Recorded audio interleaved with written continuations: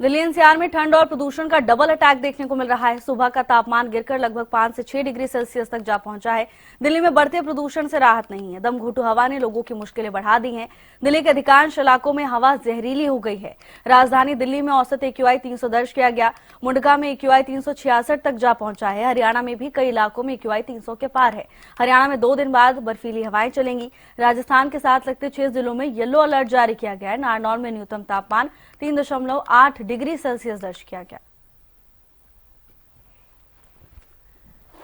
गगन सागर जुड़ चुके हैं तमाम जानकारी के साथ। गगन, लगातार प्रदूषण के कहर से जनता परेशान है। फिलहाल क्या स्थिति देखने को मिल रही है?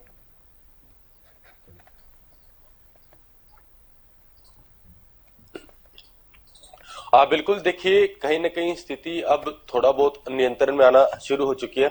जिस तरीके से एक्यूआई लेवल बहुत ज्यादा, देखिए कुरुक्षेत्र जिले की बात की जाए तो 250 या 300 के पार भी जो है एक्यूआई लेवल जो दर्ज किया गया था। वहीं कहीं ना कहीं देखिए अब जो एक्यूआई लेवल है वो आहिस्ता आहिस्ता जो है घटता हुआ नजर आ रहा है। लेकिन देखिए राहत अभी नहीं देखने को मिल रही है, क्योंकि सुबह के समय में और शाम के समय में अक्सर देखा जाता है कि सफेद चादर जो पोल्यूशन की साफ तौर पर देखने को मिलती है। और जो दिक्कतें लोगों को इस पोल्यूशन की वजह से उठानी पड़ी है, हम कह सकते हैं कि देखिए आंखों में जलन की बात की जाए, स्किन इन्फेक्शन की बात की जाए, या जिन लोगों को सांस लेने की दिक्कत है, इस तरीके के केसेस जो है अस्पतालों में अधिकतर देखे गए हैं। लेकिन कहीं ना कहीं अब हल्की फुल्की राहत जरूर देखने को मिल रही है कुरुक्षेत्र जिले की। लेकिन पूरे प्रदेश की बात की जाए या दिल्ली एनसीआर से सटे दिल्ली की बात की जाए, वहाँ एक्यूआई लेवल लोगों को खासा परेशानियों का सामना करना पड़ा। कई लोगों को एलर्जी, हम कह सकते हैं कि स्किन इन्फेक्शन, आंखों में जलन, सांस लेने में दिक्कत जो है होती हुई दिखाई दे रही है। तो ऐसे में जरूरी हो जाता है कि सावधानियां बरतनी बहुत ज्यादा जरूरी हो जाती है।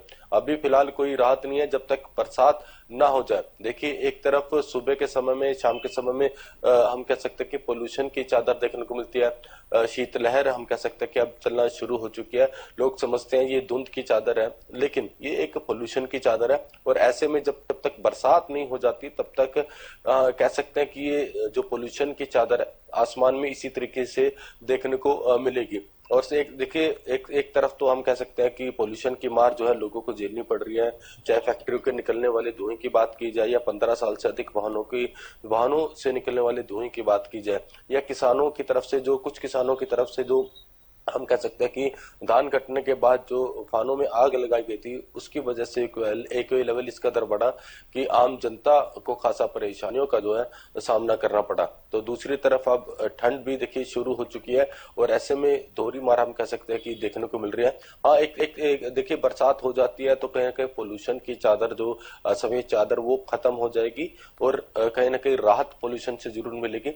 और अभी कह सकते हैं कि जो सुबह के समय में और शाम के समय में जो तापमान है वो कहीं ना कहीं लगातार जो अब घटता हुआ भी दिखाई दे रहा है। जी बिल्कुल गगन, हालांकि कहीं ना कहीं तापमान में गिरावट भी लोगों के लिए चिंता का विषय बनी हुई है। मौसम बदलता है तो जाहिर तौर पर मौसमी बीमारियां ज्यादा देखने को मिलती हैं। ऐसे में स्वास्थ्य विभाग का अलर्ट रहना बेहद जरूरी है।